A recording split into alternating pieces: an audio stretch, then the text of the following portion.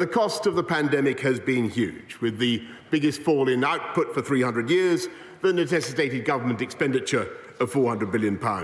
And the aftershocks are still being felt across the world, with a global spike in energy prices, the impact we're seeing on the cost of food. And it's precisely because this government got the big calls right and made the tough decisions during the pandemic that we had the fastest economic growth in the G7 last year, and will return to that status, by the way, by 2024, Mr. Speaker, and therefore have the fiscal firepower to help families up and down the country with all the pressures they face now. And we will continue to use all our ingenuity and compassion for as long as it takes. And my right honourable friend, the Chancellor, and I will be saying more about this in the days to come. But at the same time as we help people, we need the legislative firepower to fix the underlying problems in energy supply, in housing, in infrastructure and in skills, which are driving up costs for families across the country. And this Queen's speech takes those issues head on.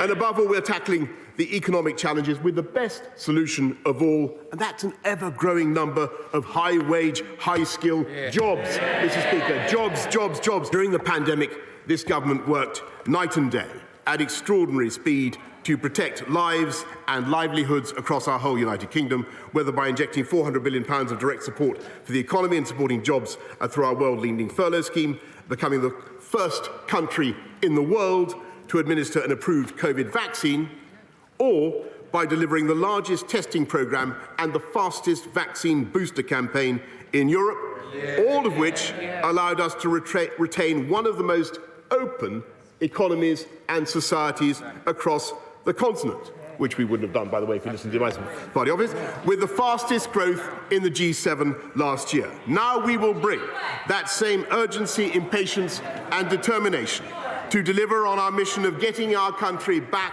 on track and easing the burdens on families and businesses across the land.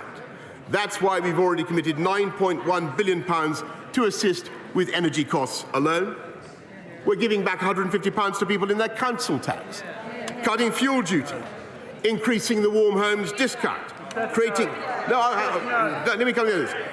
the warm homes discount, creating a tax cut for 30 million workers by raising the national insurance threshold, delivering the biggest ever increase in the national living wage, worth an extra £1,000 a year for those working full-time, Mr. Speaker.